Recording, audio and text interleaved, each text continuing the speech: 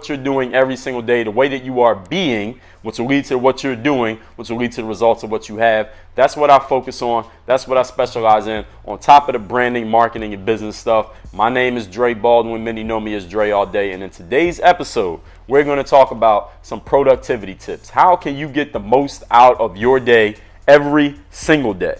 How is it that some people are getting so much done in one day while other people are not getting so much done in one day? And how many times have you read a blog post or seen a video or a podcast episode about how to get more done in a day? Well, guess what? Here's another one. This one I guarantee is going to work for you, though. How to get the most out of your day. I'm going to give you four, actually it's supposed to be three, but I'm going to give you a bonus. So 4 things that will help you get the most out of your days every single day. Are y'all ready for this? And since we're talking about productivity, we're going to make this quick. I'm not going to waste a lot of time. Here's number 0. Point number 0 to getting the most out of your day.